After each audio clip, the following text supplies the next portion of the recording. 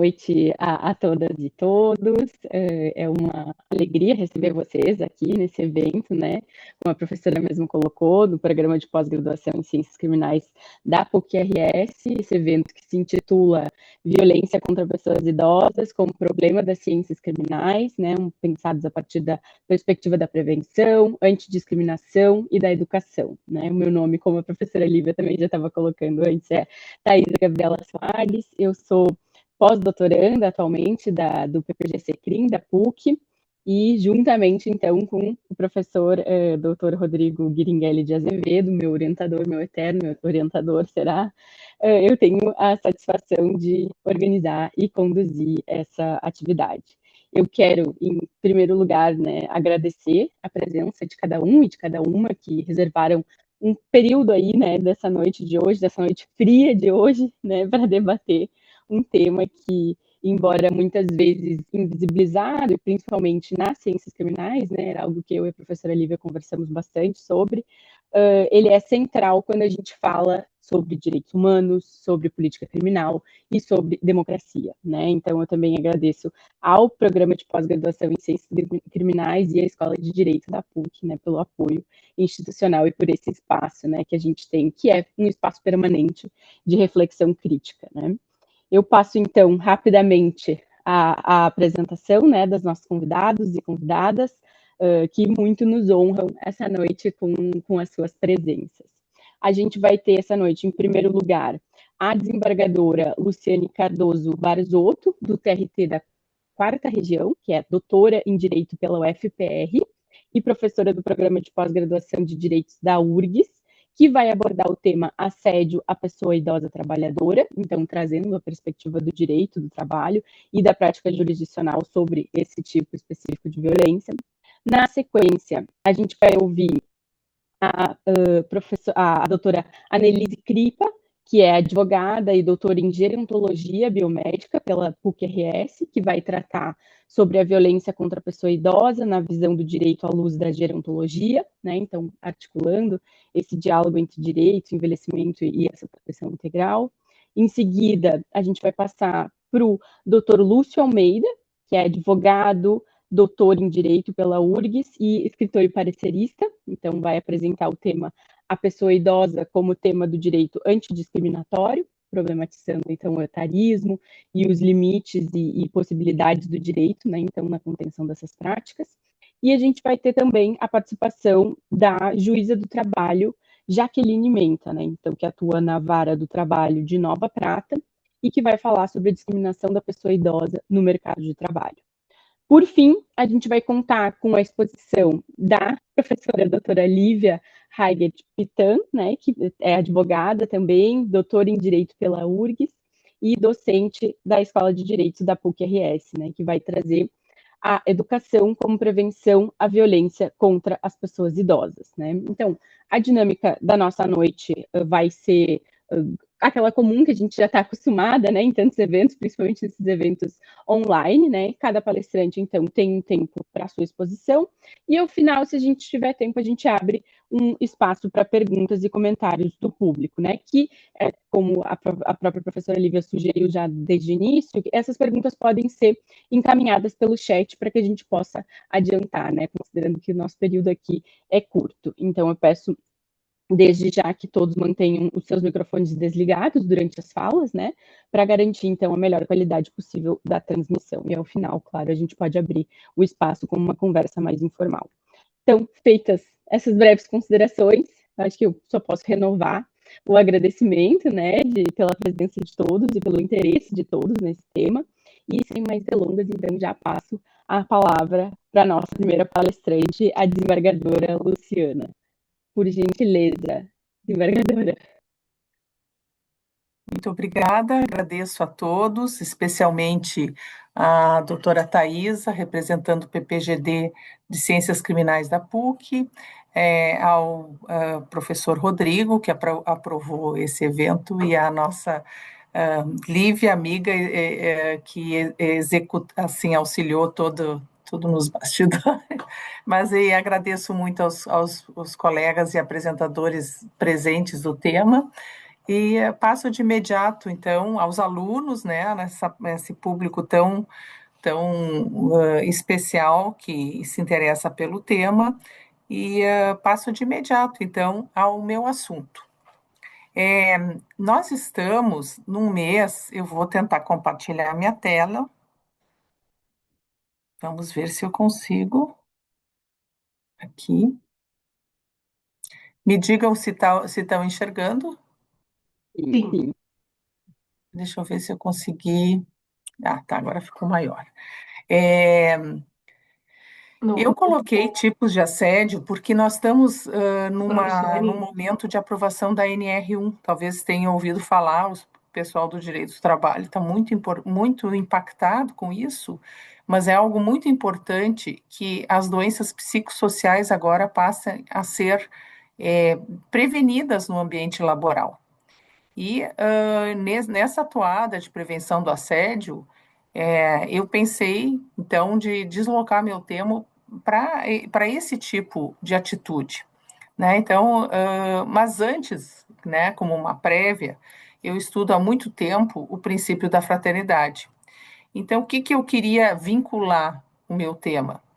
Eu queria dizer a todos que não tem prevenção ao assédio, nem a qualquer tipo de trabalhador, em especial ao idoso, que tem uma pessoa idosa que tem uma vulnerabilidade etária, se não houver a aplicação de um princípio jurídico que é um tanto quanto esquecido. A gente fala muito de liberdade, e aqui a gente tem a autonomia do idoso, a gente fala de igualdade, de proteger os direitos, e a gente esquece muito da fraternidade.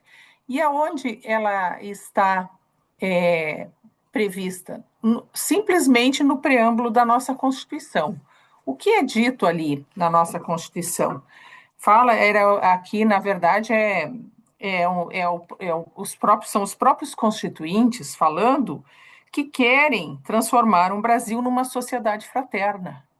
Então, o preâmbulo traz a missão da nossa República Federativa, que não é pequena, é garantir o exercício dos direitos sociais e individuais, de liberdade e de igualdade. É dito assim com todas as letras, como valores supremos de uma sociedade fraterna, pluralista, sem preconceitos, fundada na harmonia social e comprometida na ordem interna e internacional, com a solução pacífica de controvérsias. Então, como é que a gente quer se resolver? Se transformando numa sociedade fraterna. Então, no preâmbulo já traz esse princípio que é um tanto esquecido. E aí, eu fiz uma visão geral, onde é que, para a nossa Constituição, onde estão previstos os direitos dos idosos. Então, no artigo 3º, no artigo 7º, que fala especificamente do direito do trabalho, a questão do voto facultativo, agora nós vamos ter eleições para os maiores de 70 anos, aposentadoria, previdência social, artigo 40, artigo 201, assistência social no 203. É dever dos filhos amparar os pais na velhice, artigo 229, proteção integral à pessoa idosa. Aqui, nós temos que lembrar que artigo 230, que fala dessa proteção integral, assim como o ECA e outras leis esparsas, protege esse tipo específico de vulnerabilidade, dizendo que a família, a sociedade, o Estado têm o dever de amparar as pessoas idosas, assegurando sua participação na comunidade, defendendo sua dignidade e bem-estar e garantindo-lhes o direito à vida.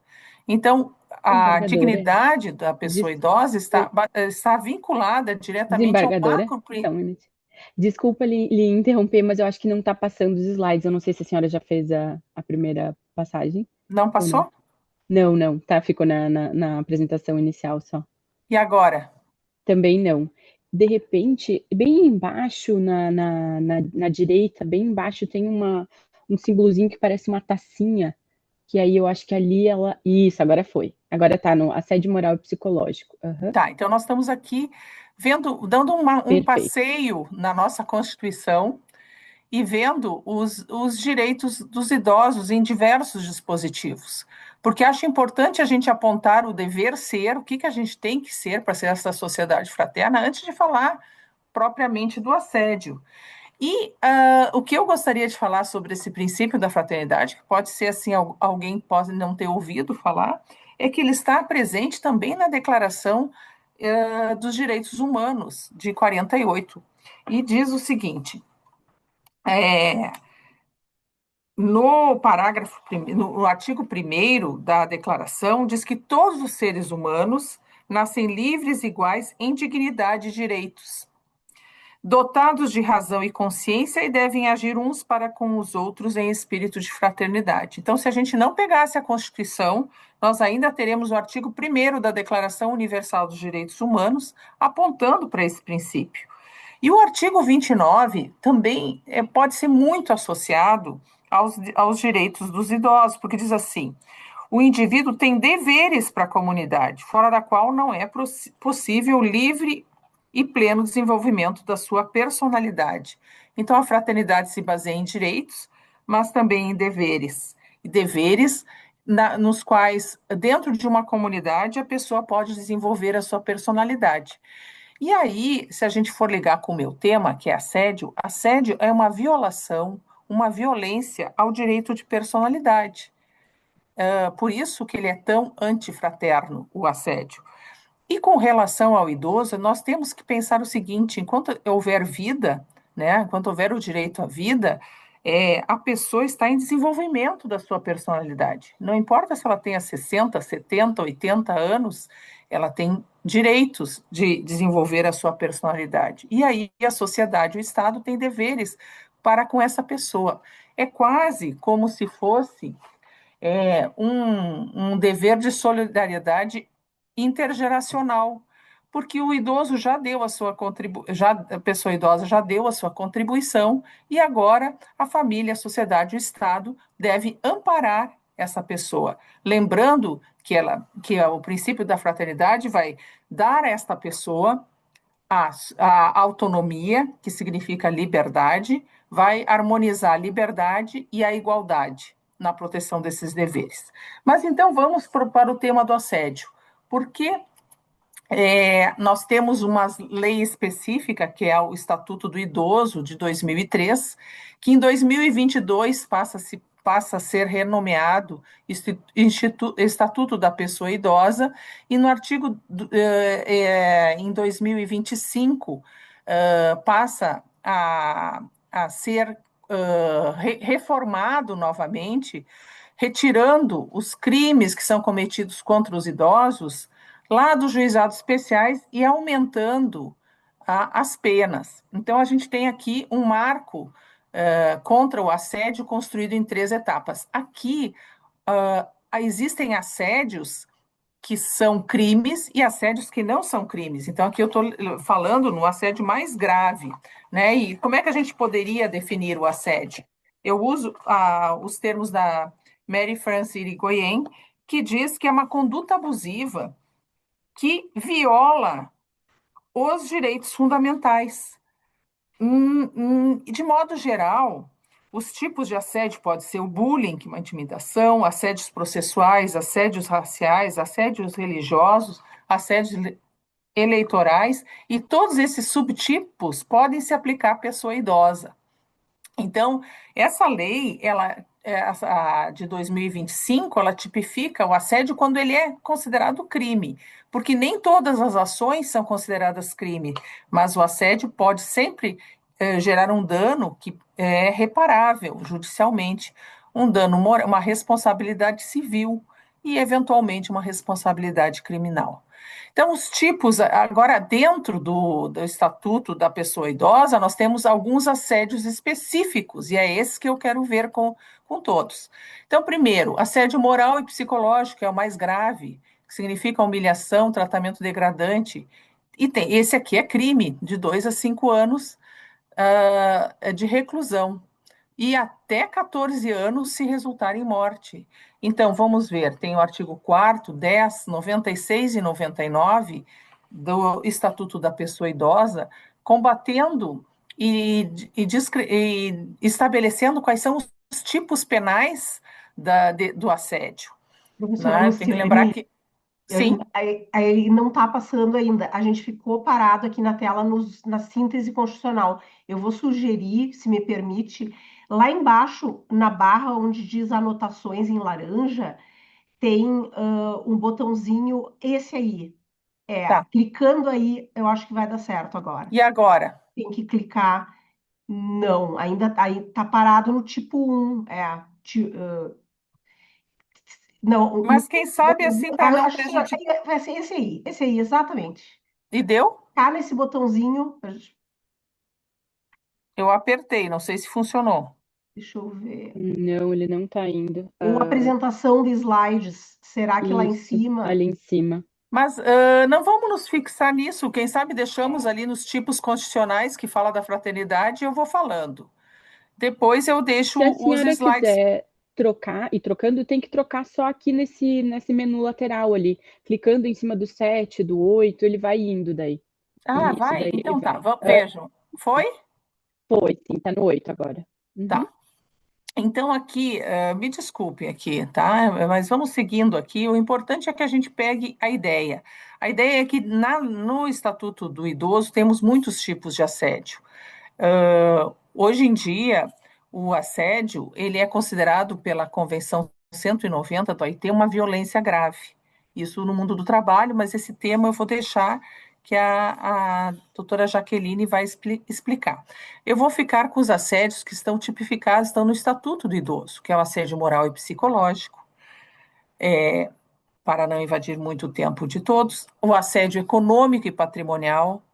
Então, pressionar o idoso por empréstimo, insistir para assinar documentos, e aqui nós temos no Estatuto do Idoso o artigo 102, apropriar-se ou desviar de bem, negar acolhimento por recusa em outorgar a procuração a certa entidade, reter cartão bancário, induzir a pessoa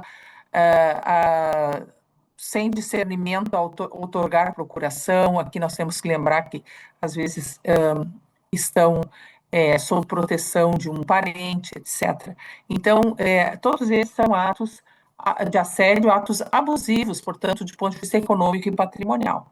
Temos o assédio institucional, que pode ser cometido na moradia da pessoa idosa, eventualmente por alguém da família, algum cuidador, algum parente e vizinho, enfim.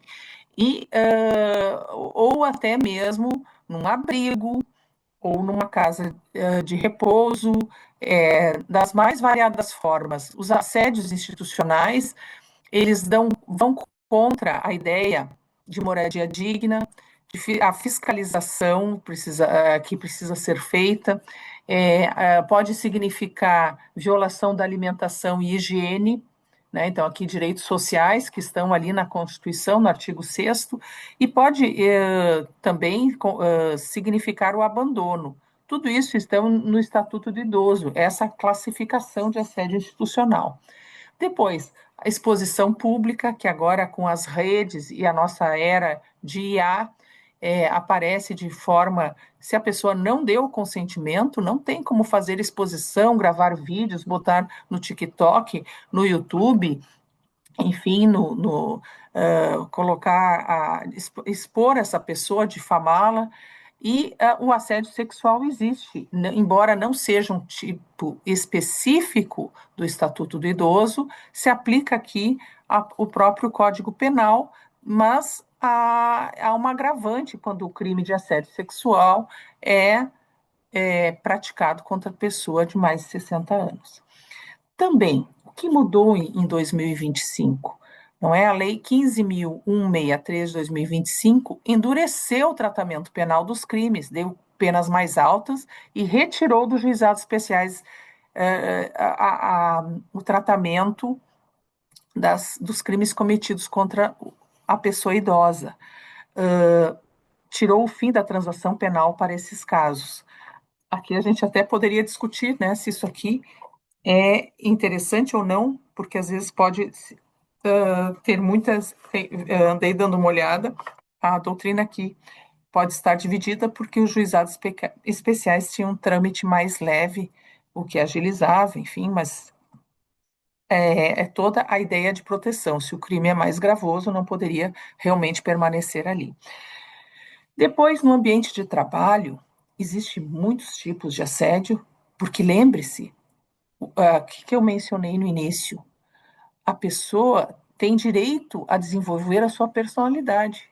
Se isso significa continuar no mercado de trabalho, porque faz bem para a sua rede social, para a sua sanidade mental, por que não vamos, temos que protegê-la também nesse ambiente? Esse tema aqui, então, eu vou superficialmente deixar para a juíza Jaqueline, que é o tema dela. E quando o assédio atinge o trabalhador idoso, a gente pode se falar em discriminação, nós vamos ter que reparar essa pessoa idosa. É devido indenização, danos morais e até reintegração, se a dispensa for por etarismo. O Estatuto da Pessoa Idosa diz que não tem limite para admissão, inclusive nos concursos públicos. E aqui, como eu já mencionei, a NR1 vai gerenciar todos os assédios como risco psicossocial ocupacional, dentro de um programa que os empregadores devem fazer. Por fim, para não tomar muito tempo, vou pedir desculpas, mas se você identifica um caso de assédio, nós temos aqui como denunciar, né, esses crimes, e eu volto ao princípio da fraternidade e ao dever intergeracional de cuidado. Tá? Aqui nós temos o dever de cuidado como uma expressão jurídica da sociedade, da solidariedade intergeracional e o espírito de fraternidade que está ali no preâmbulo da nossa Constituição também deve perpassar toda a proteção. Como diz o artigo 229, os pais têm o dever de assistir, criar e educar os filhos menores, e os filhos, como retribuição, têm o dever de ajudar a amparar os pais da velhice, carência ou enfermidade. Agradeço, então, com o carinho com que me ouviram, peço desculpa pela falta de exposição dos slides, deixo eles com os senhores. Muito obrigada, professoras, e devolvo a palavra. Muito obrigada, professora Luciane. Imagina, não tem que se desculpar, essas coisas acontecem e a gente já está super acostumado. Bom, de pronto, eu já vou. Antes de passar para a doutora Annelise, eu só quero dizer que daqui a pouquinho eu vou botar o formulário para a presença também, tá? Que é importante que todos coloquem a presença caso queiram receber o certificado, além de fazer a inscrição naquele link que eu já coloquei no chat, tá? Bom, vou passar a palavra agora, então, para a doutora Annelise. Por favor, tenha a palavra, doutora. Já estamos vendo seus slides. Vamos Já ver se vai estão para a vendo e apresentação. está passando. Agora sim, foi. Passou, então tá bom. Sim, perfeito. Por favor. Então, uma boa noite a todos. É uma alegria participar desse evento. Eu gostaria de iniciar agradecendo aos organizadores do evento, o professor Dr. Rodrigo Gringelli de Azevedo e a doutora Thaisa Gabriela Soares, e também parabenizar a Escola de Direito da PUC pela realização, né, pela iniciativa na realização do evento do dia de hoje. Bom, dia 15 de junho, né, deste mês, então, nós tivemos aí o Dia Mundial da Conscientização da Violência contra a Pessoa Idosa. E neste junho violeta que nós estamos vivendo, então, para iniciar a minha fala, eu acho importante a gente entender os aspectos demográficos dentro da sociedade, né? Nós estamos no estado do Rio Grande do Sul, que é o estado com o maior número de pessoas idosas. Às vezes ele vai se intercalando com o Rio de Janeiro, né? Mas por enquanto estamos aí com o maior número de pessoas idosas. Nós também temos o maior número de centenários. Não é na capital, é uma cidade do interior, mas nós temos então o maior número de pessoas idosas, né? E a nossa expectativa, então, de vida aí, podemos ver nessa primeira tabelinha, uma projeção, né, de como que estava a nossa expectativa de vida. Então, se a gente olhar nos anos para frente, que ainda nos restam, né, 2034, nós temos aí uma probabilidade de ter no Brasil 20% da população composta aí de pessoas idosas, 2053, 30%, depois 40% da população idosa, né? Então, é muito importante que a gente tenha um olhar atento e que a gente busque proteções para as pessoas 60 a mais, né? Os dados do Censo Demográfico 2022, eu sei que nós estamos em 26, mas esses são os dados mais atualizados que nós temos, eles apontam, né, um número de 32.113.490 pessoas idosas dentro do Brasil. Isso significaria que a cada 100 pessoas, 16 são idosas, para a gente ter uma ideia, assim, de proporção, né? E se nós compararmos o 22, que é o nosso censo atual, com o 2010, que seria o anterior, nós já tivemos um aumento em 56% do número de pessoas idosas. Então é muita gente, né? A gente precisa se perguntar como que nós estamos tratando essa parcela da população. Nós temos diversos tipos de violência, não vou me estender em fazer uma explicação em relação a cada um deles, né? Nós temos aí a violência física, que nos deixa as marcas, a gente consegue identificar de uma forma mais visível, a psíquica, com as ofensas, as humilhações da pessoa idosa, a sexual, que muitas vezes a gente que vira aquele tabu, que acha que não tem, né, uma sexualidade ali na pessoa idosa, mas infelizmente a gente tem esse tipo de agressão e muitas vezes com pessoas que não conseguem pedir ajuda, porque ela acontece com pessoas com problemas cognitivos, a violência financeira e patrimonial.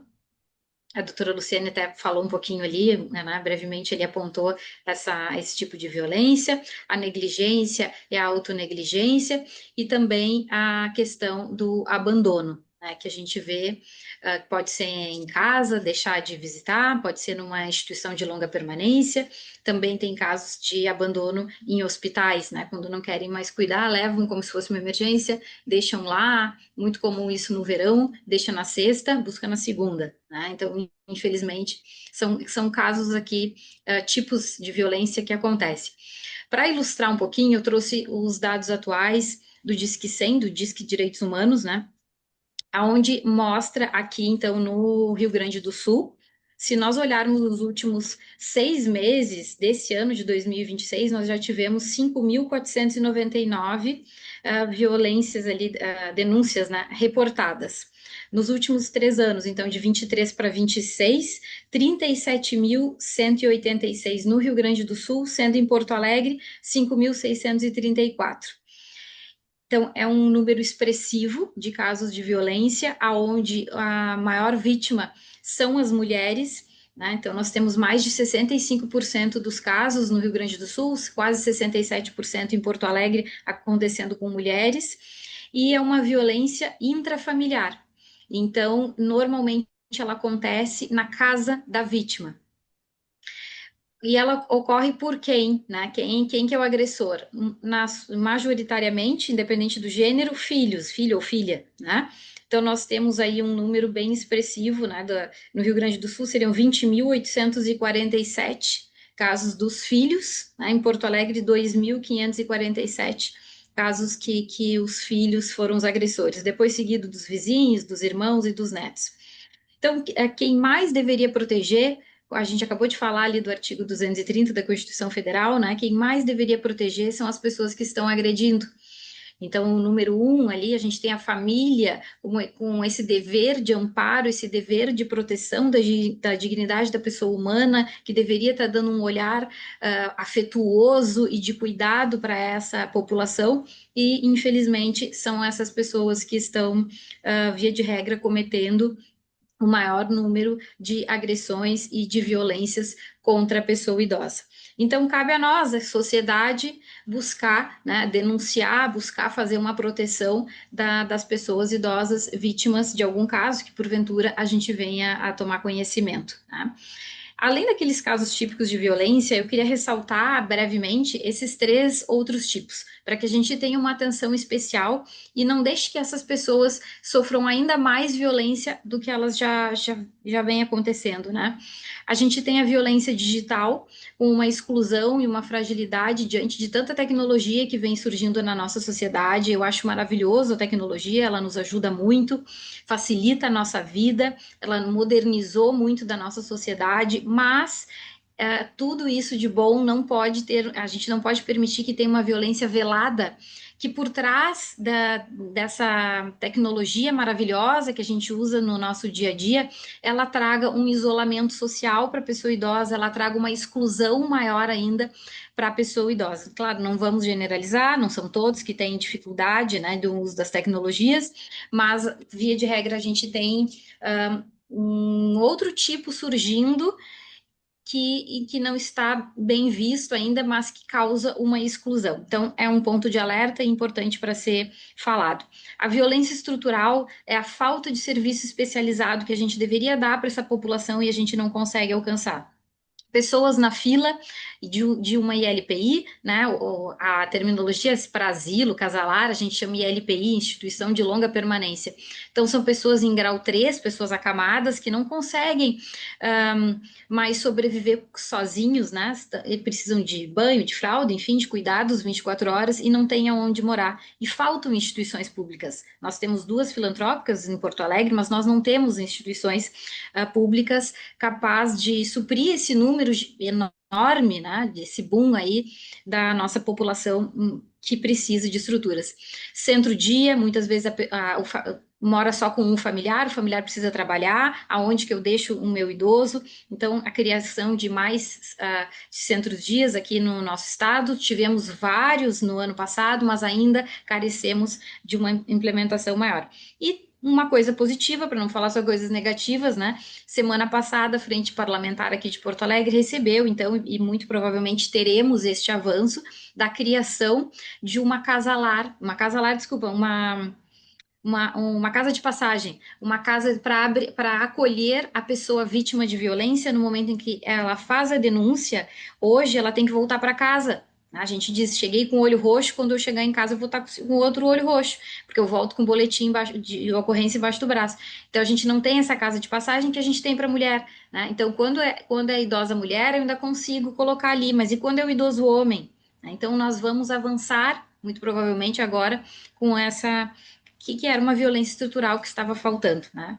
E o social, o idadismo, o preconceito, o etarismo, né? Podem usar a palavra que vocês preferirem, é esta exclusão simplesmente por a pessoa ser idosa, essa discriminação, este preconceito por ela ser idosa. Talvez tenham visto nas redes sociais um caso de São Paulo que aconteceu esse ano, de pessoas de um bairro nobre querendo excluir uma ILPI simplesmente porque consideram que as pessoas idosas diminuem o valor de mercado da sua propriedade. Né? Então, são formas de violência aí acontecendo. E onde é que eu denuncio? O que eu faço? Né? Nós temos uma delegacia exclusiva no Rio Grande do Sul, que é em Porto Alegre, a DPPI, Delegacia de Polícia de Proteção da Pessoa Idosa, localizada no Palácio da Polícia, que só funciona em horário comercial. Então, se acontecer um caso que é um caso de polícia, né, de uma violência caracterizada como um crime, e fora deste horário comercial, eu posso procurar qualquer outra delegacia, não há problema. E em Santa Maria nós temos uma que atende idoso e mais 3 categorias, então ela não é exclusiva, mas ela também tem um atendimento ali para idosos. Temos o Ministério Público para os casos de violência mais vinculados com a vulnerabilidade social, então como a negligência, o abandono. Inclusive, as mais reportadas aqui, no Rio Grande do Sul, o número 1 é a negligência, né, seguido aí dos maus tratos, e o terceiro lugar é o abandono, né? E temos o Disque 100. O Disque 100 24 horas, ele é atendido por pessoas, é feito de uma forma humanizada, não usam o IA para o atendimento. Também pode ser por WhatsApp, eu deixei o WhatsApp na tela, porque acho que é um canal relevante. Não é obrigatório a gente reportar com provas, mas caso eu tenha provas, eu já posso passar nesse WhatsApp, e ele me mantém em sigilo. Então, muitas vezes a gente fica com esse receio de fazer a denúncia, onde vão saber que sou eu não queria me meter, mas eu tenho esse meu dever social de comunicar. Então, o Disque 100 é um canal seguro. O Ministério Público também recebe de forma anônima, né? Mas na delegacia a gente acaba colocando lá o nome no boletim de ocorrência. Bom, queria, então, mais uma vez agradecer. Acredito que eu já esteja aí no meu tempo, dos 10 minutos, deixar essa mensagem de proteger a pessoa idosa, responsabilidade de todos nós. Mais uma vez, muito obrigada. Muito obrigada, doutora Annelise, foi bem certinho no seu tempo. Parabéns pela explanação também. Vou passar logo em seguida, então, para o doutor Lúcio Almeida. Não sei se vai ter alguma apresentação de slides também. Sim, já está colocando.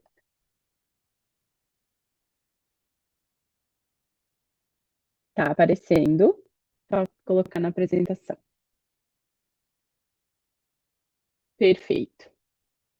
Por gentileza.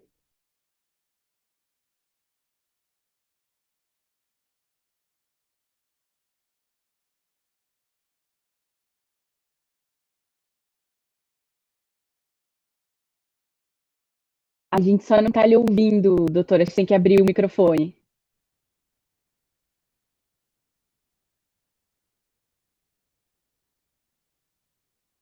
É ali embaixo. Estão me escutando? Agora sim. Boa noite a todos e todas. Cumprimento o professor Rodrigo Azevedo e a professora Thaisa Gabriela pela organização do evento. Cumprimento também a professora Lívia Pitã, que desempenhou bastante neste encontro, a desembargadora professora Luciane Cardoso Barzotto, a doutora e professora Annelise Cripa. Eu cometi um erro aqui, só estou a juíza Jaqueline, né? É isso, né? Jaqueline Menta, né? Salvo engano, cumprimento também, não está aparecendo aqui para mim.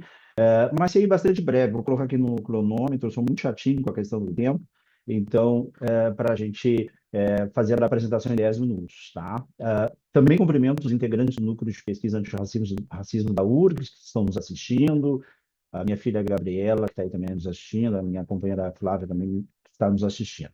Eu sei bastante breve, vou trabalhar o idoso no direito comparado, elementos para o desenvolvimento do direito discriminatório brasileiro, em especial vou trabalhar do sistema normativo francês, quanto à proteção das pessoas idosas. Então, o sistema normativo francês, ele interveio, né, de forma abrangente na vida do idoso, e aí vale uma pergunta, né, Lívia, quem cuida do familiar que cuida do idoso? Tá? O sistema normativo francês deu uma resposta. O nosso sistema ainda não deu a resposta, tá? E nós vamos aprender como é que foi dada essa resposta nessa brevíssima apresentação. Deixa eu só arrumar aqui que está me atrapalhando. Isso, assim. Bom, nós temos uma lei, a Lei de Adaptação da Sociedade ao Envelhecimento, uma lei recente, talvez a lei mais moderna, no sentido, quando a gente tenta traduzir o mundo normativo ocidental. Tá? No mundo normativo ocidental, essa talvez é a lei mais importante que nós temos, que é a Lei de Adaptação da Sociedade ao Envelhecimento, que é uma lei de 28 de dezembro de 2015. Vejam bem, essa lei, ela mudou o paradigma de assistência para a prevenção, vejam, né? Principalmente, né, no que diz respeito às políticas públicas para evitar a perda de autonomia. No direito francês, o termo autonomia, ele praticamente, né, acompanha todos os documentos normativos e a discussão que ocorre na doutrina. Tá? E um outro ponto muito importante trata do acompanhamento, então, o que seria uma prestação econômica universal, dada, então, custeada pelo Estado, a assistência domiciliar ou instituições. Mas o ponto mesmo que traz a Lei de Adaptação da Sociedade ao Envelhecimento, o ponto mais importante é o que trata do Estatuto do Cuidador Familiar. Vejam bem, tá? O Estatuto do Cuidador Familiar, ele traz um reconhecimento legal e concessão, vejam bem, concessão de direitos para aquele familiar que cuida de uma pessoa idosa. Tá? Isso traduz como direito ao descanso e direito às férias. Né? A nossa população idosa tem aumentado, como diz a professora Annelise, e quem é que cuida desse idoso, dessa pessoa idosa? Né? É uma pessoa que certamente, né, terá a sua rotina bastante alterada. Né? Então, não é uma coisa assim simples. A gente às vezes pensa assim, não, mas o idoso é cuidado por uma instituição. Boa parte dos idosos, e a professora Annelise pode me corrigir, são pessoas que são cuidadas pelos seus familiares. E quem é que cuida deste familiar? Né? A legislação francesa, nesse sentido, veio ao encontro, né, ao encontro de dar proteção a este familiar então, que cuida da pessoa idosa. O Código Civil francês, depois das duas reformas de 2007 e 2019, prevê gradações de proteção jurídica, né, para essas pessoas idosas, né? E aí traz alguns institutos que nós conhecemos, o Instituto da Tutela, né, que é a medida de representação integral para casos de grave comprometimento cognitivo, mas vejam bem, ele traz um instituto que me parece, Annelise, que tu pode me corrigir, não existe no Brasil, que é o mandato de proteção futura, tá? Mandato de proteção futura. O que significa esse mandato de proteção futura? Permite que qualquer pessoa, eu, a Lívia, a Luciane, enquanto lúcida, indique quem cuidará dos seus interesses e patrimônio caso venha a perder a capacidade civil. Vejam bem, eu hoje, Lúcia, indico para o futuro as pessoas que poderão cuidar, né, dos meus interesses econômicos, interesses pessoais e por aí vai, tá? Chama-se, então, mandato de proteção futura. No Instituto, ao que parece, a Annelise depois pode me corrigir, não consta, ou pelo menos nós não temos em nosso ordenamento algo similar. Um outro documento importante para trazer, para que possamos refletir sobre a nossa realidade, né, no direito comparado, refletir sobre a realidade das pessoas idosas em nosso país, é o Código da Ação Social e das Famílias e a Obrigação Alimentar. Vejam bem, este código, né, ele estabelece que os descendentes, sejam genros, noras, têm obrigação legal de contribuir financeiramente para o sustento e os custos, né, seja de asilamento de seus pais, sogros idosos, e por aí vai, tá? E é um ponto também bastante interessante no que diz respeito à proteção das pessoas idosas. Fechou 5 minutos aqui. Depois, nós temos a Lei de Financiamento da Seguridade Social de 2021, uma lei bastante interessante. Por que ela é interessante? Ela traz um quinto ramo, né, que é o ramo da autonomia. O primeiro ramo, então, seria o ramo da doença, acidente de trabalho, o segundo ramo, aposentadoria, o terceiro ramo, e a família, o quarto ramo. Mas vem o quinto ramo, que é o ramo da autonomia, que trata exatamente da condição dessas pessoas idosas, no sentido de que as políticas públicas se voltem, sobretudo, para a promoção da autonomia dessas pessoas, sejam pessoas futuras pessoas idosas, sejam as pessoas idosas. Aqui eu trouxe um pequeno texto, que é um texto de 1842, de um autor francês muito conhecido, Honoré de Balzac, que trata da mulher de 30 anos, né? E nessa obra, a mulher de 30 anos tem uma personagem que chama Júlia. E o Honoré de Balzac, ele tenta, naquele período, né, trazer esse drama, né, porque os homens, na época, tinham uma tendência de se casarem com mulheres de 18 anos, tá? E as mulheres de 30 anos, e o final da obra é muito triste, porque ela acaba, né, naquele período, sendo vista como uma pessoa velha, né, e ela acaba sozinha, triste e muito ressentida, tá? A obra, ela faz sentido, muito sentido, porque ao acompanharmos a vida das pessoas idosas, a todo tempo elas são lembradas de que elas não são mais necessárias, que elas não são mais, digamos assim, não são mais vistas como algo útil para uma sociedade de mercado, tá? A realidade é essa, tá? Então, seja a realidade no ambiente de trabalho, seja a realidade no nosso cotidiano, as pessoas idosas, elas enfrentam de forma cotidiana uma discriminação, seja a discriminação direta, seja a discriminação indireta em suas vidas, tá? Então, essa seria a minha contribuição. Trouxe deixei algumas referências, tá? Annelise, tu pode compartilhar com o pessoal alguns artigos que se referem ao tema, que eu entendo que são bem importantes, uma obra também que é bastante importante no tema dos direitos das pessoas idosas. Essa seria, então, a minha contribuição. Fechou aqui 8 minutos, agradeço enormemente a oportunidade, professora Thaisa, e cumprimento a todos e todas. Um forte abraço. Muito obrigada, doutor Lúcio Almeida, pela sua maravilhosa explanação.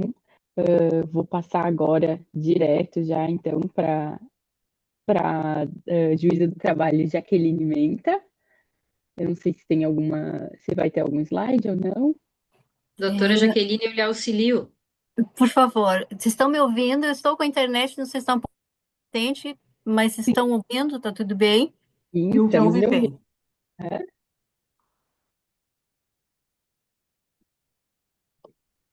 Já, já pode ir para o segundo slide. Bom, boa noite a todos. Eu cumprimento o doutor Rodrigo e a doutora Thaisa pela organização do evento, a doutora Lívia pelo convite, bem como a doutora Annelise e o doutor Luiz pelas apresentações. E, em especial, a doutora Lívia, além da apresentação, o convite feito, espero, para falar essa noite sobre esse tema. É um tema que nos remete a reflexões, porque milhões de pessoas em todo o mundo e então, o mundo que está cada vez ficando mais idoso, como a doutora Annelise já nos trouxe, e o idoso permanece relativamente invisível no debate jurídico-social. E principalmente a discriminação da pessoa idosa no mercado do trabalho. E essa reflexão, ela envolve não apenas, não apenas o debate longe da gente, porque é o futuro nosso. Amanhã ou depois estamos nós, talvez, sofrendo essas mesmas discriminações, essas mesmas dificuldades que hoje estamos tratando.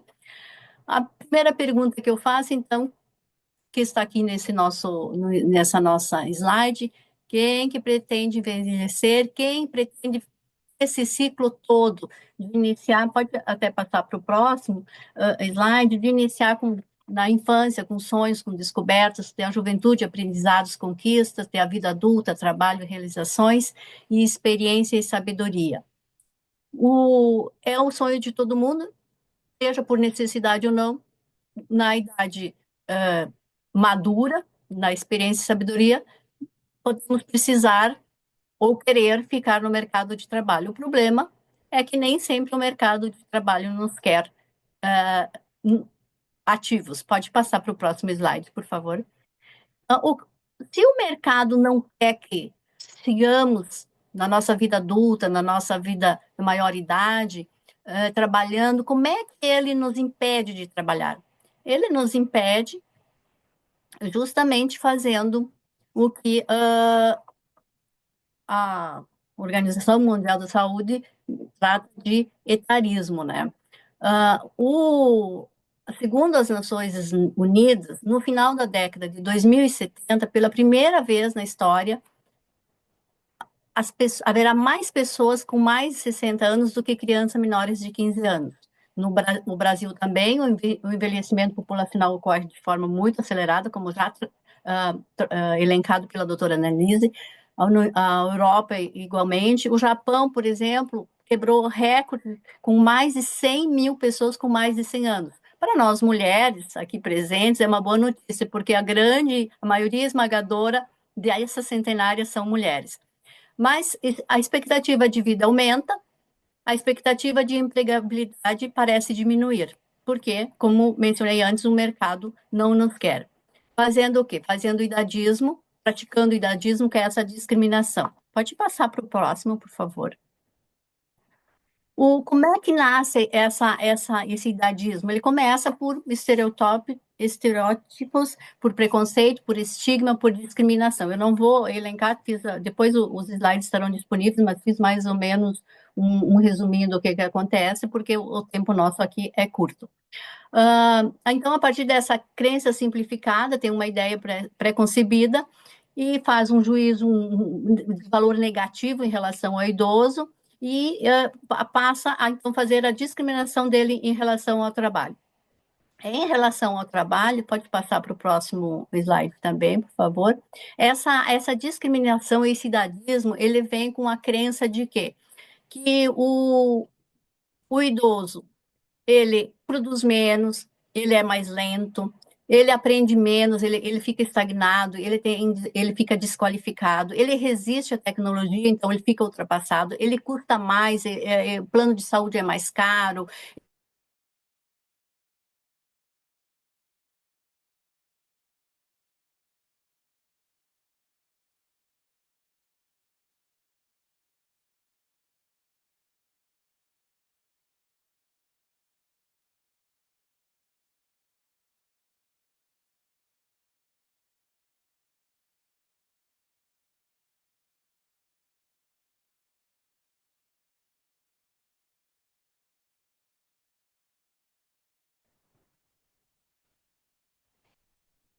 não se avalia, não sei se estão me ouvindo? Sim, sim. Não se avalia a pessoa em si, o empregado que está buscando aquela vaga. Se simplesmente a partir de generalizações, então todos os idosos estão nesse grupo e em relação a eles se faz a discriminação. E essa discriminação ela acaba sendo, como toda e qualquer discriminação histórica, baseada em gênero, em raça, em deficiência, em orientação sexual, é uma discriminação que devemos evitar, tendo em vista ser apenas a questão do idade. Se puder passar, por favor. Os tipos de discriminação. Então, nós temos a vertical, que a doutora Luciane também já trouxe, descendente, então a chefia que faz a discriminação em relação ao empregado, a vertical ascendente são os empregados em relação ao trabalhador, a horizontal, então os mesmos empregados, desculpe, os empregados em relação à chefia, a horizontal, então estão no mesmo patamar, e a discriminação organizacional, então que a própria empresa faz a discriminação em relação ao seu idoso. Se puder passar para o próximo. As discriminações que existem, então nós temos a discriminação direta, que é a forma mais evidente, então a pessoa tem determinada idade é um critério de exclusão, e aí nós vamos encontrar no anúncio, que evidentemente está vedado, mas antigamente se via anúncio de emprego exigindo candidato até tal idade, ou colocarem no anúncio, estamos procurando pessoas com perfil jovem, então isso é uma discriminação direta. A indireta, ela é sutil, difícil, às vezes difícil de identificar, mas a regra pode parecer neutra, mas os efeitos atingem determinado grupo. Então, por exemplo, se uma empresa de tecnologia, ela exige que a pessoa tenha, coloca vaga, mas exige que a pessoa tenha uma determinada experiência numa plataforma digital que foi recém-criada, sem oferecer um treinamento. Isso acaba sendo uma discriminação indireta. A regra, teoricamente, vale para todos, mas acaba aqui o idoso, por ter algumas dificuldades, ele não consegue sequer se candidatar em razão dessa deficiência de conhecimento nessa plataforma recém-criada. Se puder passar para próximo. Aí a pré-contratual, então, faz análise efetivamente no momento da contratação, ele não chega a ser contratado, ele... Isso pode ser assim, abrem a vaga, oferecem a vaga para tal, aí começa a analisar pela idade, já descarta o currículo, sequer chama a pessoa para uma entrevista. Ou, numa entrevista, se eventualmente não houver o descarte do currículo, ou não houve a informação da idade no currículo, na entrevista pergunta a questão de aposentadoria e faz a recusa de selecionar esse tipo de pessoa. Então, esse é o pré-contratual. Durante a execução do contrato de trabalho, se puder passar para o próximo também.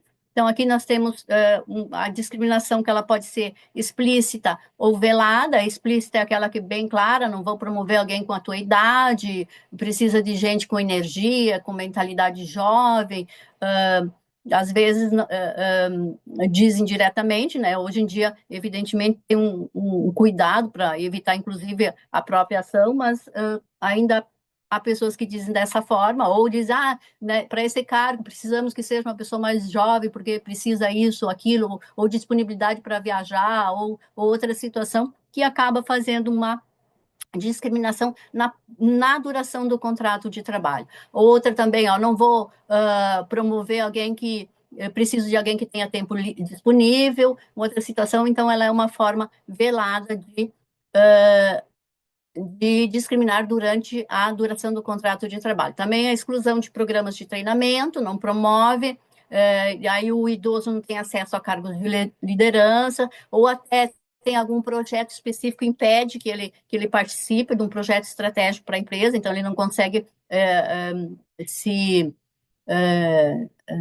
como é que eu vou dizer assim, se destacar num grupo de trabalhadores, né?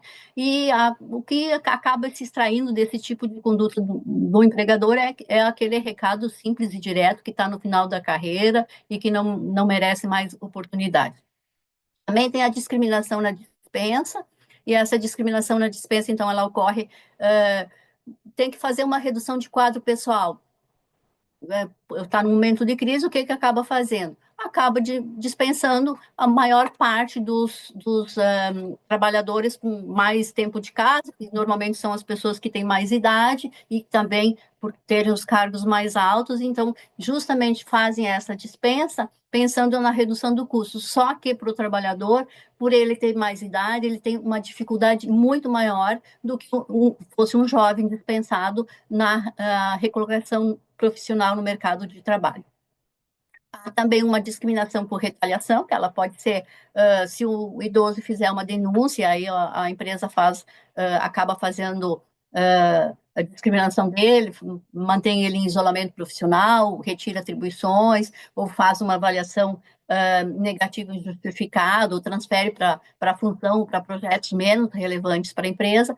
Tem a discriminação reflexiva também, essa discriminação, ela acontece quando, não em razão da idade do trabalhador em si, mas há um trabalhador, 30 anos, seja homem, seja mulher, mas tem o encargo de cuidar dos pais que são idosos e fazendo os atendimentos, a necessidade de acompanhamento médico, ou mesmo para outras questões, a empresa acaba fazendo uma dispensa porque ele nunca está disponível em razão de ter que cuidar dos seus genitores. E a discriminação algorítmica, pode passar, por favor, para o próximo.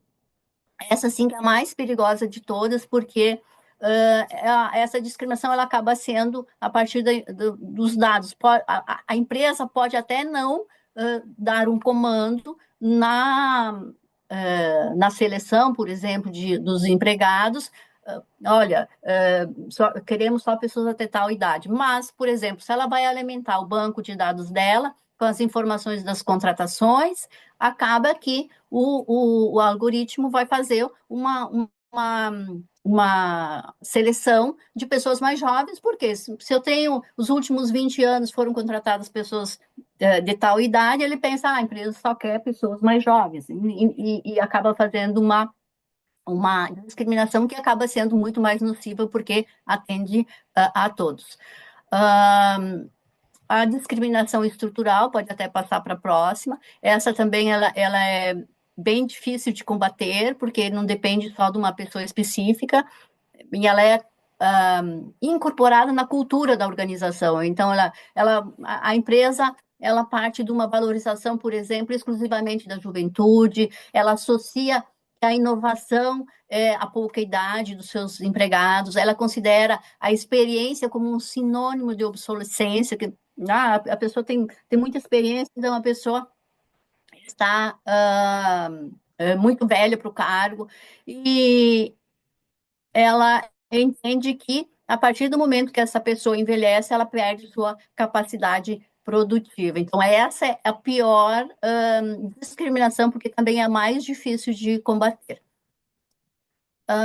Pode passar, por favor. Em relação às proteções, aqui fica assim um grande silêncio internacional, porque se vocês forem pesquisar a respeito da... Doutora, só vou lhe pedir para ir encerrando por causa do horário, por gentileza, desculpa. Ok. Então, fica só a questão do silêncio, que nós temos convenções sobre mulheres, sobre crianças, sobre deficiência, sobre racismo, sobre os trabalhadores imigrantes, mas nós não temos convenções na ONU e na OIT de proteção ao idoso. E veja, todos nós, seja homem, seja pelo portador com deficiência, seja uma questão que uma pessoa que seja discriminada por racismo, todos envelheceremos e nós não temos uma proteção maior na ONU e na OIT. Aí teremos só uma convenção só da Organização dos Estados Americanos, e no Brasil nós temos, então, a doutora Luciane já fez a menção, se quiser passar para o próximo também, fez a menção, a Constituição,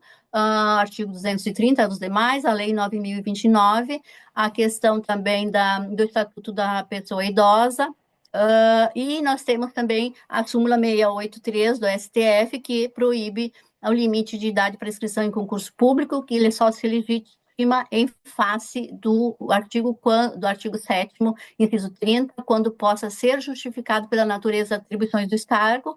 E aqui eu faço menção a um julgamento um AI 486-439, da relatoria do ministro Joaquim Barbosa, ele é de 2008, que ele faz o seguinte emenda: a lei pode limitar o acesso a cargos públicos desde que as exigências sejam razoáveis e não violem o artigo 7º, inciso 30. Né? Entretanto, não se pode exigir que o cargo de exercício de médico da Polícia Militar, que o candidato seja jovem e tenha vigor físico, uma vez que tais atributos não são indispensáveis ao exercício das atribuições do cargo. Se quiser passar os outros, são bem simplesinhos, já estava praticamente encerrando. Então, a idade não reduz direitos e a experiência nunca deveria, no próximo também pode passar, a experiência também pode passar para o próximo, não deveria nunca ser um motivo de exclusão. E todos queremos envelhecer, então, por que continuamos discriminando quem conseguiu? Muito obrigada.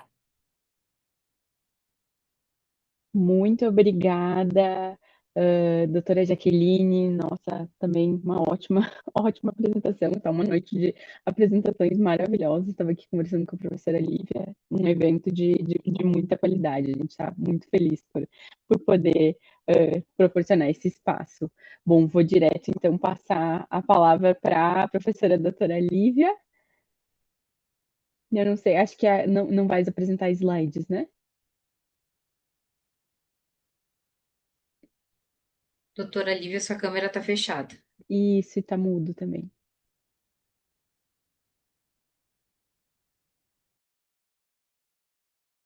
Agora o microfone fechado. Vou botar também, vou cronometrar 5 minutos, Tá bem, por curtinho. favor. Então, eu quero começar agradecendo ao professor Rodrigo Gringuelli Azevedo e à doutora Thaisa Soares, né, que representam o nosso programa de pós-graduação em Ciências Criminais. Saudar também os meus colegas, doutora Luciane, doutor Lúcio, doutora Nelise, doutora Jaqueline. Né? Saúdo aqui a presença da doutora Flávia Monteiro, juíza de direito também, que está nos prestigiando, e alguns estudantes do grupo de direito antidiscriminatório, como já falou o professor Lúcio, eu identifico uma estudante muito querida, posso deixar alguma sem, enfim, mas não posso deixar de registrar o nome especificamente da Juliana, que é uma aluna muito dedicada, Fishborn, né? Pesquisadora desde agora, do primeiro semestre, a gente já identifica os talentos desde o primeiro semestre do curso, né? Isso eu posso dizer que sou boa olheira para identificar talentos para pesquisa, né? Alguns aí podem, podem confirmar, né? E eu gostaria de compartilhar com vocês um pouco aquilo que, uma fala, na verdade, que é um pouco óbvio, né? Tão brilhantes falas dos palestrantes painelistas que me antecederam, mas o que vou falar eu acho que é o óbvio, né? A educação como prevenção à violência contra as pessoas idosas, e quero agradecer à doutora Luciane Barzotto por ter também aceitado a orientar um texto também que nós publicamos recentemente, um texto curto, um pequeno ensaio, mas que foi muito inspirado pela professora Nelise, há uns 2 anos atrás, né? Nós também já participamos de eventos falando sobre, em outra instituição de ensino superior, falando sobre exclusão digital das pessoas idosas, eu e a professora Nelise, né? Ela, para mim, é uma inspiração como autoridade nessa área já há muito tempo. Na verdade, os dados demográficos, não vou, né, falar coisas que já foram ditas aqui, mas nós já sabemos que não vamos bem, né? Os dados são assustadores pelo próprio Atlas da Violência do IPEA que saiu esse ano. Nós vimos um número que podemos até questionar essa estatística e subnotificação, mas houve um crescimento de 226% de notificações de violência contra as pessoas idosas no sistema de saúde, né? Então, envelhecer não deveria ser um fator de risco, mas pelo que nós estamos vendo, é um fator de risco envelhecer, né? E o que nós estamos fazendo, enfim, para mudar essa cultura?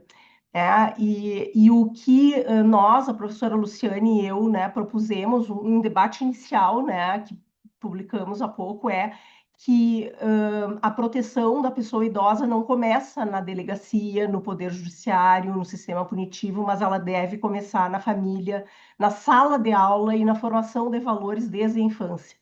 Então, num projeto, né, que já me interessou há algum tempo, né, a professora Annelise pôde também revisar e me inspirar nessa área de pesquisa, essa interface entre direito e educação, e é possível identificar, por exemplo, no Estatuto da Pessoa Idosa, o artigo 22, que diz, né, que prevê que nos currículos mínimos de diferentes níveis de ensino formal deveriam, eu vou dizer assim, deveriam estar incluídos conteúdos voltados ao processo de envelhecimento, valorização da pessoa idosa, formas de eliminar o preconceito e a produzir conhecimento sobre essa matéria. E eu vejo que nós já estamos com 4 minutos aqui, já passamos até do tempo. Eu agradecendo a presença de todos e todas que estão aqui, eu acho que cada um de nós deve se fazer um questionamento como cidadão, como cidadã. O que nós estamos fazendo? Né? Nós, como professores, como pesquisadores, nós, como estudantes, como a exemplo da Juliana que eu mencionei aqui, será, né, fazer uma pequena pesquisa, um ensaio, né, para publicar. Eu acho que tudo é válido e nós que estamos no meio acadêmico temos uma responsabilidade muito grande, porque quem estuda na área da educação, pesquisas na área da educação, vê que os estudos curriculares falam que o currículo é algo vivo, não é necessariamente um conteúdo programático, né? E o currículo se faz também com conteúdos transversais e com a interpretação que o docente dá aos conteúdos programáticos. Então, é responsabilidade não só, né? Eu vou me encaminhando para o final. Nós devemos pensar o que nós estamos fazendo, né? Como pais, mães, não é o meu caso, a doutora Flávia Monteiro, juíza de direito, que admiro muito e referi há pouco, né? Está exercendo o trabalho mais meritório que eu acho que uma mulher pode desempenhar e que não é remunerado, que é a maternidade, né? Recente, pela qual eu parabenizo, não a pude parabenizar ainda, né? Mas nós temos que saber verificar, eu acho, se este artigo 22 do Estatuto da Pessoa Idosa está sendo implementado. Então, são necessárias pesquisas na área da educação para verificar, pesquisas empíricas que se verifiquem se as escolas estão incluindo esses conteúdos, né? E a proteção maior começa na educação, né? Para nós evitarmos a violência.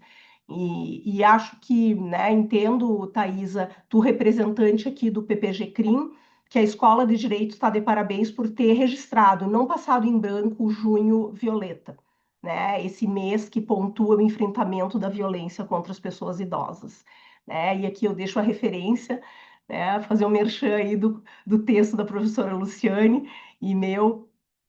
E também deixo aqui à disposição, a gente pode, nosso contato através do PPG-CRIM, qualquer um, né, da comunidade que queira entrar em contato conosco, pode também, né, entrar em contato com o PPG-CRIM para pegar os nossos e-mails, enfim. Thaisa, muito obrigada, tá? Era esse o meu recado. Imagina, professora Lívia, muito obrigada também pela parceria. A gente agradece, que realmente era algo que a gente também já tinha conversado sobre isso e estava faltando aqui no programa de pós-graduação em ciências criminais. A gente precisava debater mais profundamente essa temática e eu acho que essa noite justamente serviu para isso. Então, eu quero, antes da gente encerrar, registrar aqui mais uma vez o meu agradecimento, minha admiração real, verdadeira, pelas falas dessa noite, porque realmente foram muito potentes, muito impactantes, né? Cada palestra trouxe uma dimensão bastante específica da violência, da discriminação contra pessoas idosas, né? Trabalhando desde a parte do trabalho, do direito, especificamente do direito criminal, direito como um todo, né? Na família, nas relações de mercado, na tecnologia, na educação, enfim, e ao mesmo tempo todos convergiram, né, para uma mesma mensagem, né, que não há um projeto democrático sério que possa prescindir de uma atenção qualificada ao envelhecimento, né. É profundamente paradoxal essa questão, né, porque justamente o único fato biológico, né, que todos nós esperamos vivenciar, que é envelhecer, é aquele para qual o Estado e para qual a sociedade como um todo, inclusive a sociedade internacional, menos planeja, né, isso de modo consistente. Então, numa sociedade onde envelhecer é ao mesmo tempo inevitável e desejável, né, as pessoas idosas elas continuam sendo tratadas como, por vezes, uma exceção orçamentária, um problema a ser administrado, né, e não como um centro de um projeto legítimo e democrático de longo prazo, né? Então, gostaria mais uma vez de agradecer a todos e acho que pelo adiantado da hora a gente não vai poder abrir para perguntas. Eu não sei, professora Lívia, se vocês têm alguma outra questão queiram colocar, os palestrantes, ou podemos encerrar. No chat eu vou colocar o meu e-mail aqui para que, né, caso, né, alguém, eu acho que nós podemos colocar nossos contatos à disposição, nós, professores, palestrantes, juíza, desembargadora, né, caso, acho que nós precisamos fazer outros eventos como esse, né? Por favor, essa temática faça precisa voltar à tona. Por favor, e qualquer coisa também podem entrar em contato. Quem já é do PPG Secrim conhece bem o nosso secretário Cristiano, que daí ele nos coloca em contato e a gente pode passar os contatos dos demais palestrantes para, se precisar, para alguém que já eventualmente saiu. Isso, professora, acho que podemos. Isso. Obrigada, muito obrigada. De minha parte, agradeço a oportunidade e saúdo a todos aqueles que nos assistiram, participaram e todos os meus colegas painelistas também. Foi uma honra compartilhar esse momento com vocês todos. Muito obrigada, uma satisfação falar e a todo mundo, principalmente nessa noite tão gelada. E parabéns à doutora Lívia. Eu tenho que ressaltar que em uma semana ela fez chover. É verdade. Fez acontecer. Muito bem. Sou testemunha. Parabéns. O importante é reunir pessoas qualificadas que têm o mesmo propósito. Foi Mas obrigada a todos, eu aprendi muito. Obrigada a todos. Um abraço a todos. Obrigada, gente. Registro especial ao professor Rodrigo Guinguele Azevedo. Sem ele, nada disso poderia ter sido viabilizado. Um abraço, professor Rodrigo. Um abraço. Thaisa, um abraço a todos e todas. Professora Luciane, juíza Jaqueline e aos demais. Boa noite. Boa noite. Boa noite a todos.